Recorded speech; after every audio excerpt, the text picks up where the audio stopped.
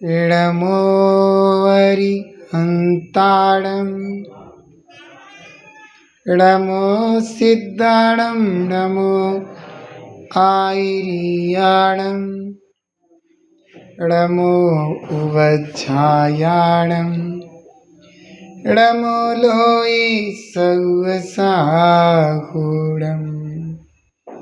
बोलो 24 तीर्थंकर भगवान की, पंच परमेष्ठी भगवान की, जिनवाणी माता की, गौतम गणधर देव की, आचार्य श्री कुंद कुंद स्वामी की, आचार्य श्री शांति सागर जी महामुनिराज की, आचार्य गुरुदेव श्री धर्मभूषण जी महामुनिराज की, आचार्य श्री सम्यक्त भूषण जी महामुनिराज की, आचार्य श्री भारत भूषण जी महाराज की जय। समस्त मुनि सब ऋषि जय हो। नमस्ते महाराज। नमस्ते महाराज। भव्य आत्मन, हम सभी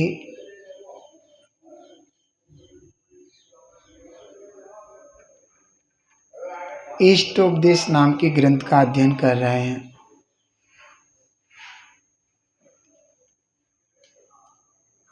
यह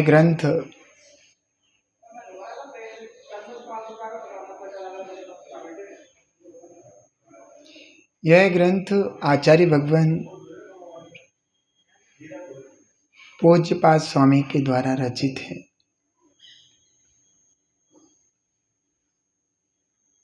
उनके ग्रंथ रचना से ही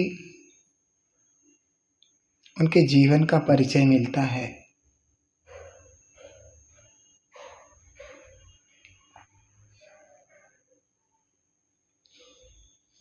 व्यक्ति की जीवनचर्या के बारे में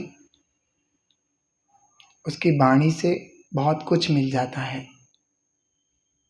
उसकी सोच, उसका चिंतन, उसके विचारों से बहुत कुछ हम उसके बारे में हासिल कर सकते हैं। पूज्यपाद भगवान अपने समय के बहुत ही आध्यात्मिक, मंद कसाई और पवित्र जीव रहे होंगे।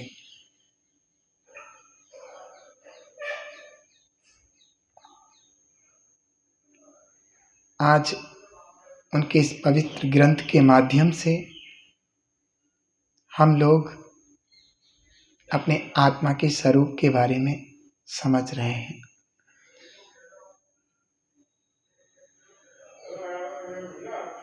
इष्ट वस्तु के बारे में संकेतित करने वाला यह ग्रंथ इष्टोपदेश हम सबके लिए लाभप्रद हो, उत्तम हो और आत्म कल्याण का कारण बने। आज इस ग्रंथ का 40वां श्लोक है।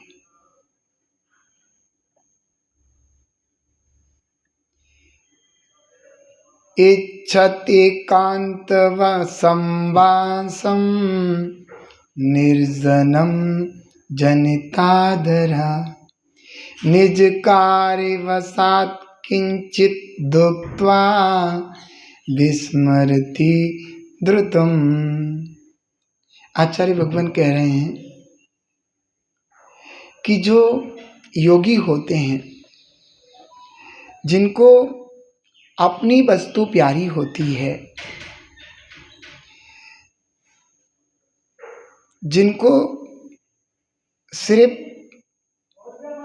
अपने कल्याण से मतलब होता है, जिनको अपने सच्चे सुख को प्राप्त करने की तीव्र ललक होती है, जो निर्ग्रंथ हैं, जो परम दिगंबर हैं, जो महाश्रवण हैं, जो अपनी वस्तु के लिए हमेशा लालायित रहते हैं, जिनको 5 इंद्रियों के विषयों में जाने की भावना नहीं है, जिनको संसार के किसी भी प्रपंच में पड़ने की भावना नहीं है, जिन्हें सांसारिक कोई कामना नहीं है,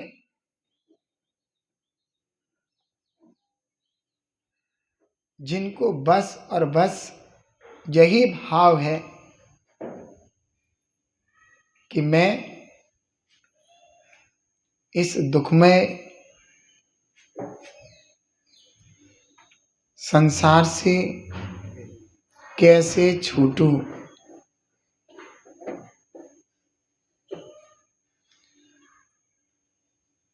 यह संसार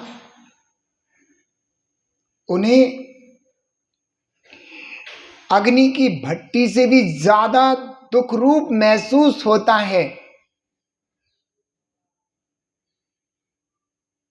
संसार से मुक्त होने के लिए जिन्होंने संसार के सभी कारणों को दूर से छोड़ दिया है,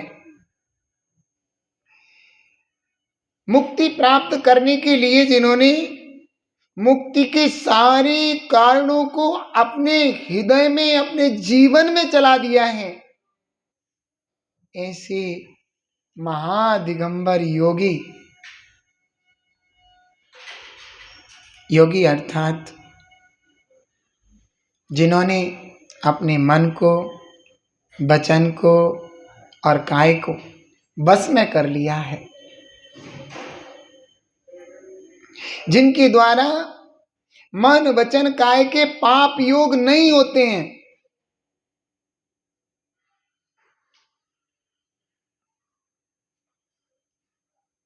जिनका जीवन एक अलौकिक जीवन है।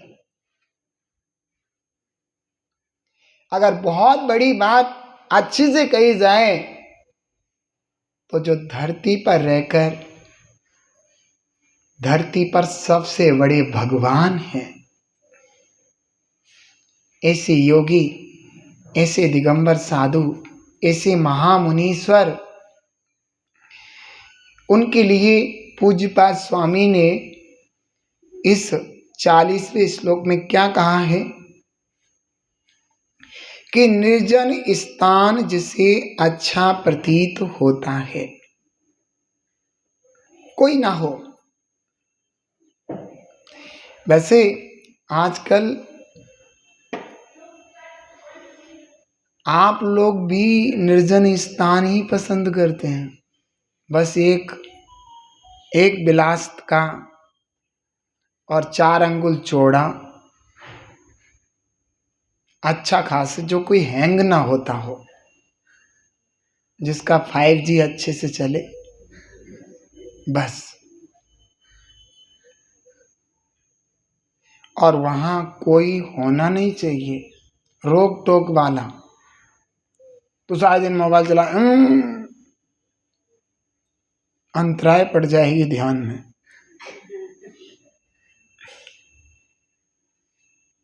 क्या दशा है। वो भी ध्यान है, वो भी ध्यान है, एक संसार का कारण है, एक मुक्ति का कारण है। कितना अंतर है। एक आर्त रौद्र ध्यान है, एक धर्म शुक्ल ध्यान है। समझ में आ रहा है। योगी का धर्म शुक्ल ध्यान और ढोंगी का आर्त रौद्र ध्यान।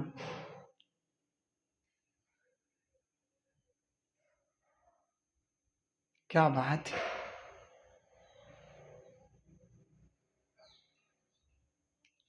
ये बात तो हम पहले से भी सुनते आ रहे हैं विद्वानों के मुख से। कहते हैं कि इस इंसान को संसार से जितनी प्रीति होती है ना, इस इंसान को संसार से जितनी प्रीति होती है ना, उससे कुछ कम अपनी आत्मा से एक बार कर ले तो अंतर्मुहूर्त में कर्मनाश के भगवान बन जाए।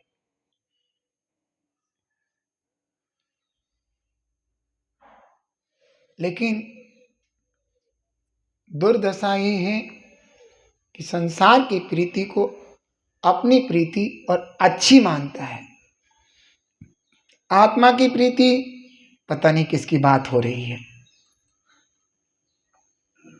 आप लोग धन्य भाग्य हैं कि यहाँ बैठ करके जिनवाणी का वाचन सुन रहे हैं।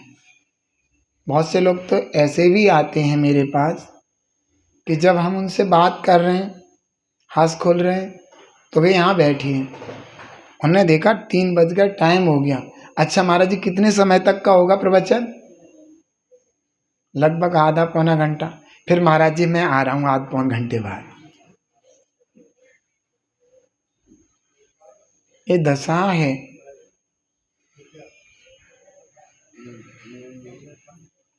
पूत के पाए पल्ला में दिखते हैं।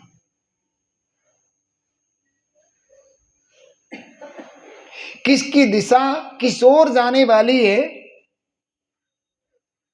ये उसकी जीवन क्रिया बताती है। सुबह उठ के ही जिसको 1 कप चाय और न्यूज़पेपर सामने हो ये चाहिए, तो समझ लेना चाहिए कि इसका संसार अभी बहुत बाकी है। प्रातः काल की वेला में उठ करके जिसको पूर्व या उत्तर की तरफ मुख करके महामंत्र का बड़े भक्ति से स्मरण करने का भाव होता है और सहज भाव से परिवार वालों से बात करके आराम से उठ के अपनी क्रियाएं पूरी करके मंदिर में प्रक्षाल या भगवान की पूजा आराधना का भाव होता है, तो समझ लेना कि व्यक्ति संसार में ज्यादा दिन तक टिकने वाला नहीं है।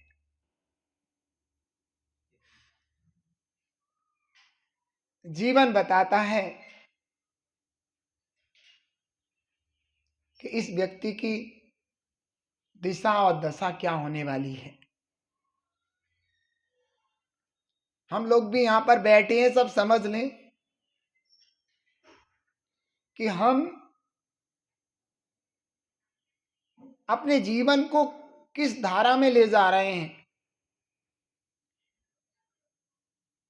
हमारे परिणाम कैसे हो रहे हैं, ऊपर नीचे किस तरीके के परिणाम चलते हैं सारे दिन में, हमारे भाव किस किस तरीके के हो रहे हैं।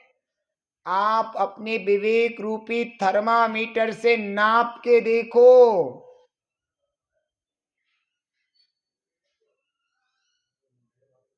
कि आपके साथ क्या होने वाला है।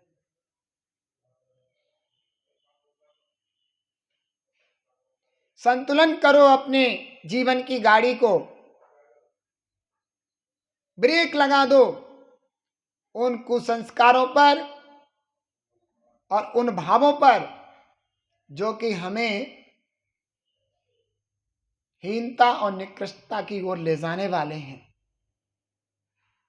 जो हमारे जीवन को बुरा और गंदा बनाने वाले हैं, जो हमारे जीवन को उस दुर्गति में ले जाने वाले हैं कि जिससे निकलना बड़ा मुश्किल होगा।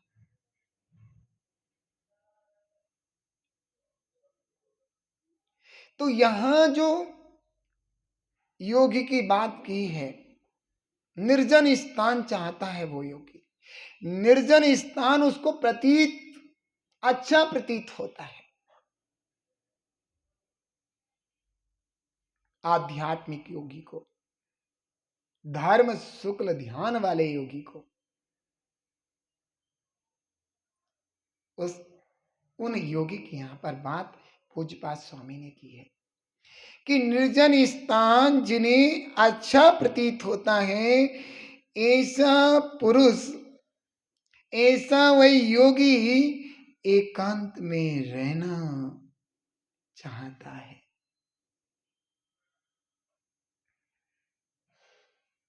अब उसके लिए 2 एकांत हो गए, संसार के प्रपंचों से बच करके निर्जन वन में आना और निर्जन वन में निर्जन स्वभाव में आना।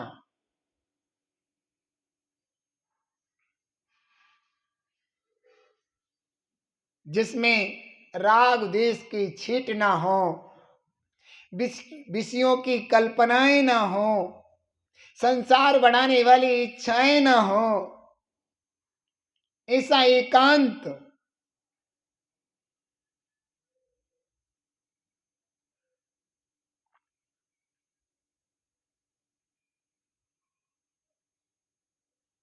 जहां आने पर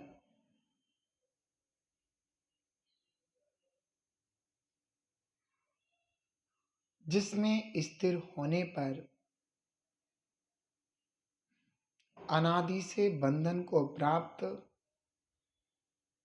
कर्मों की बहुत बड़ी बड़ी जंजीरें टूट टूट करके धूल हो जाती हैं। ऐसा निज आत्मा पहले तो बाह्य परिग्रह आदि छोड़ा, फिर वन में पहुंचे तो फिर शरीर शरीर संबंधी और चीज उनके प्रति जो राग द्वेष आदि के भाव थे उनसे भी रहित होकर अपने आत्मा में ही रहना पसंद करते हैं। ऐसे योगी की बात की है यहाँ।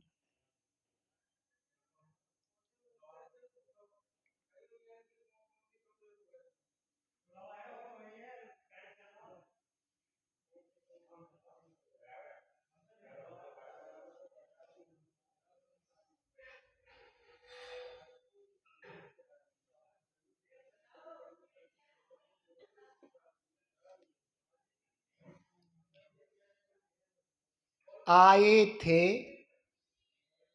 निज भजन को,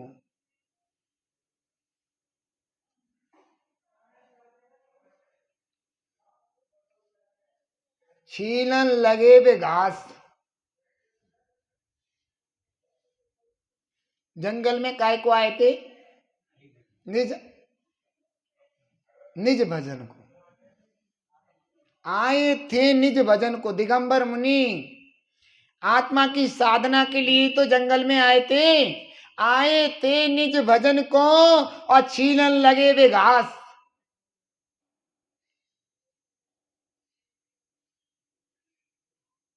ऐसी घटना क्यों घटी? मन में रह गई आस।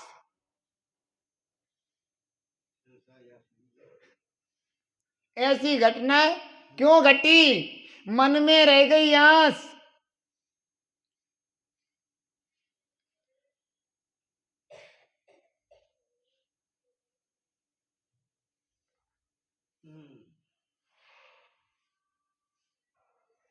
चली गई इच्छा, हो गई दीक्षा। रह गई इच्छा, अटक गई दीक्षा।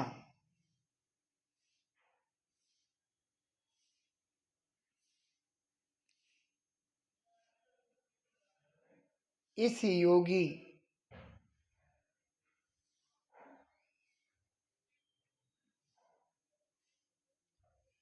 उनकी बात पूज्यपाद स्वामी कह रहे हैं। निर्जन वन में, वहां भी निज स्वभाव में वही अच्छा लगता है हमें। फिर भी निर्जन वन में भी रहते हुए योगी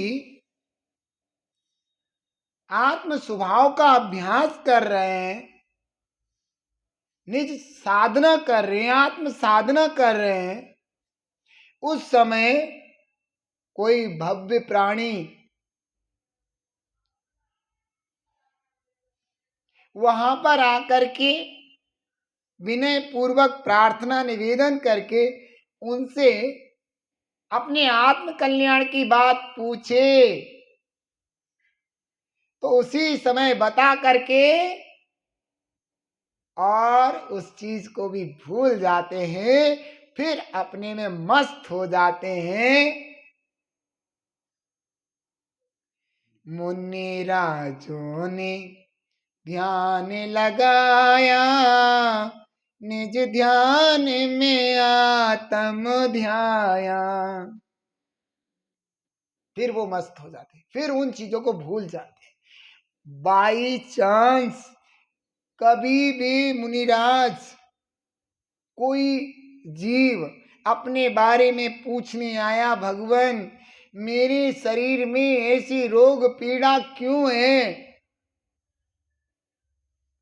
मैं इतना धर्म ध्यान करता हूं, जिनिंद भगवान की पूजा पाठ मुनिराजों को आहार दान आदि देता हूं, फिर भी मेरे शरीर में रोग क्यों है। तब शांत चित्त अवधि ज्ञानी मन पर्याय ज्ञानी महामुनिराज उसको आगे पीछे की बात बता करके धर्म में स्थिर कर देते हैं, और वो सब कुछ क्या हो जाते हैं, लिखा है।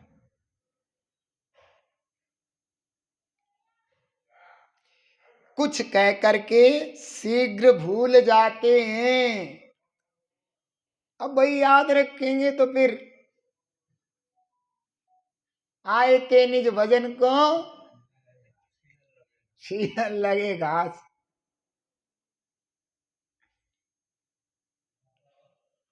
वास्तविक साधना यही है। निर्गंतता का मूल अभिप्राय तो यही है। निगंत अवस्था का मूल ध्येय निज स्वभाव में रहना ही है, और जब तक नहीं आ जाते तो उसके बारे में विचार चिंतन सब उसी के बारे में चलता है।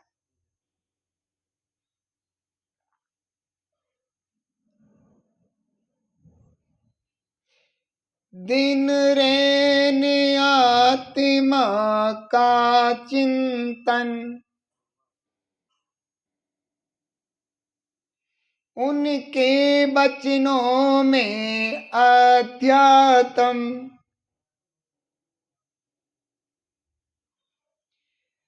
आत्मा का ही चिंतन, और बोले तो भी वो ही बोले। अगर कोई विशेष समझदार नहीं है, शास्त्रों का विशेष ज्ञान नहीं है, तो उसे ऐसे ही पिला देते हैं अमृत। अरे भव्य प्राणी, तुम्हें दुर्गति का पात्र नहीं होना है ना, तुम्हें इन त्रियंचों जैसे दुखों को नहीं पाना है ना, इससे भी बुरे नरक के दुखों को नहीं पाना है ना, तो अपनी आत्मा की रक्षा के लिए पाप भाव छोड़ दो,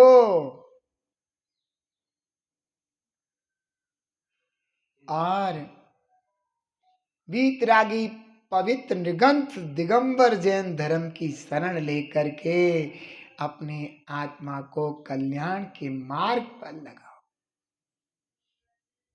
ये बात तो सामान्य इंसान भी समझ जाता है। ऐसी योगी की बात पूज्यपाद स्वामी ने कही है।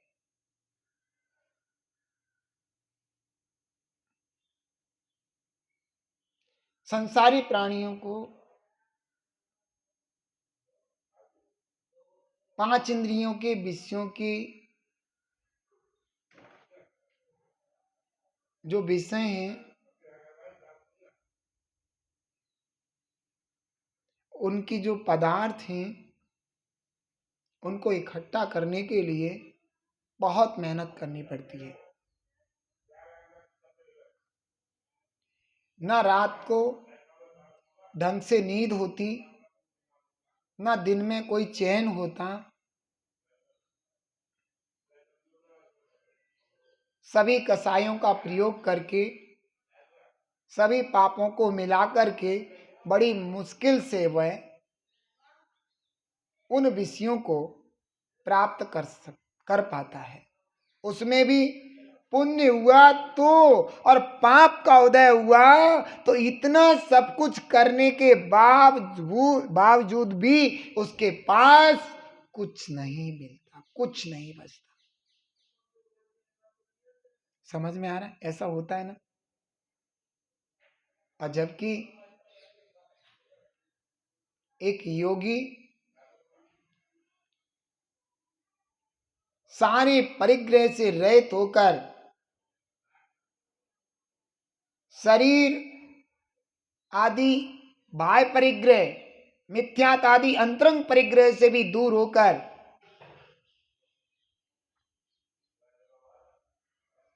पर से कुछ लेना नहीं कि वो दे, हम बैठे हैं इतनी देश से, सब परिग्रह छोड़ के आए हैं, अब दे, 1 साल में देगा, 2 साल में देगा, किसी से मांगेगा, कोई दे दे मुझे। समझ में आ रहा है? कहीं नहीं जाना। वह योगी अपने स्वयं के पुरुषार्थ से सहज ही जैसा दृढ़ पुरुषार्थ होगा उसके अनुसार अपने स्वभाव को प्राप्त हो जाता है। इसमें कोई मेहनत की बात नहीं है।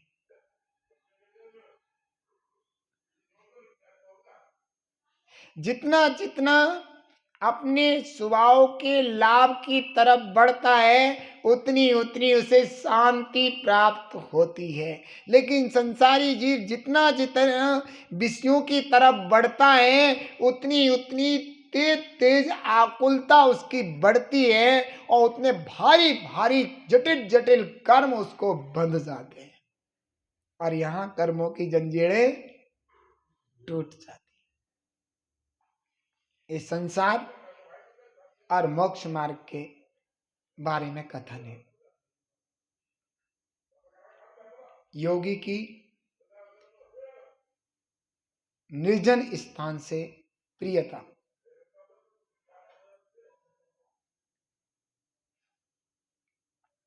बाह्य में भी निर्जन और अंतरंग में राग द्वेष आदि विकारों से रहित निर्जन आकिंचन्य, किंचित मात्र भी पर मेरा नहीं है। समझ में आया?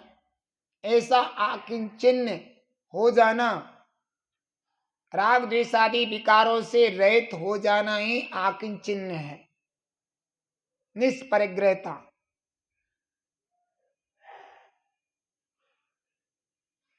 ऐसा योगी, ऐसे योगी के बारे में आचार्य भगवान ने यहाँ पर 40वां श्लोक लिखा है। योगी की दशा बताई है कि योगी कैसा होता है। उसको निर्जन स्थान से लगाव या प्रियता क्यों है? निर्जनता में ही निर्जनता का लाभ होता है, नहीं तो तीर्थंकर घर में ही बैठ के मोक्ष चले जाते। क्या कहा?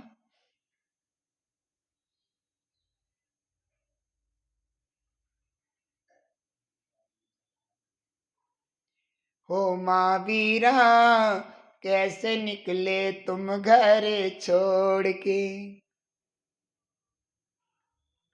माया मोह मान का मान बंधन तोड़ के हो महावीरा कैसे निकले तुम घर छोड़ के।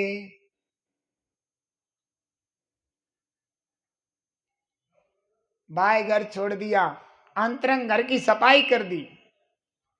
जब कोई किराए पे रहने वाला व्यक्ति अपने घर जाता है तो वो घर छोड़ के आता है और अपने घर की सफाई करके आराम से मस्त होके रहता है। ऐसे ही वे मुनिराज बाहर सब कुछ छोड़ करके अंतरंग घर की भी सफाई, राग देश मोह माया सब छोड़ छाड़ के मस्त होकर के सिद्ध अवस्था में शादी अनंत काल तक रहते हैं।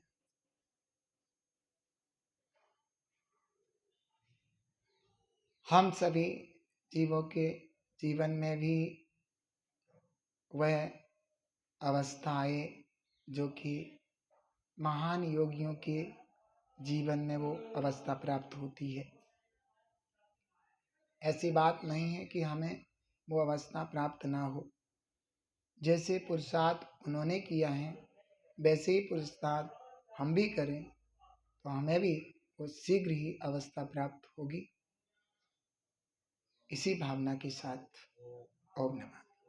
ये जिनवाणी भारती तोय जपो दिन रैन, जो तेरी शरणा गए सो पावे सुचैन। या वाणी के ज्ञान थी सूझे लोकालोक, सो वाणी मस्तक सदा देती हूँ। बोलो द्वार संग वाणी जिनवाणी माता की जय।